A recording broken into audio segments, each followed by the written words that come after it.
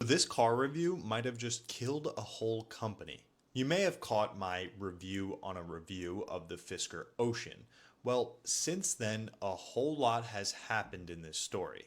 So just to rehash, in MKBHD's initial review of the Fisker Ocean, he brought up a ton of problems he had while driving it around for a few days. Things like software bugs, windows not rolling down, a broken key fob, and Bluetooth just not working. Honestly, you might expect bugs like this from a brand new car company in their first production car. What you don't expect, and why Fisker might have just destroyed their brand reputation, is how they responded to all this criticism. So Mark has elaborated on the Waveform podcast, but essentially when Fisker caught wind of MKBHD and the team driving the car around for a review, they immediately tried to stop it. They said it lacked a crucial 2.0 update and wanted to send them a car themselves. This update's supposed to improve the software and the hardware, but an engineer had to come and install it manually. It wasn't over the air. But Marquez refused and chose to review the car as is.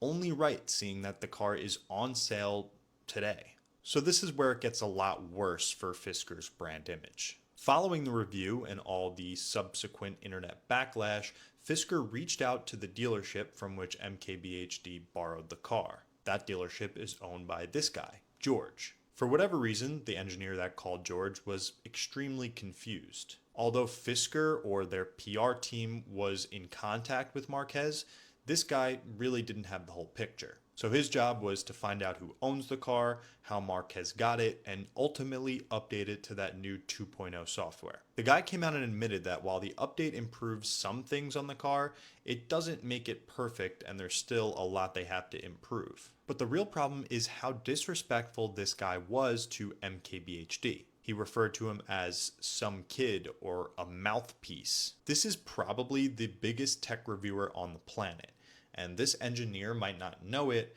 but Fisker's entire customer base probably watches him.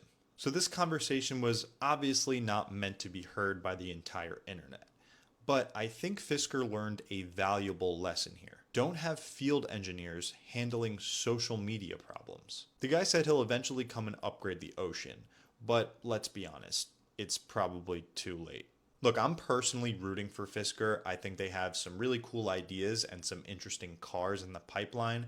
I just wish they handled this situation better.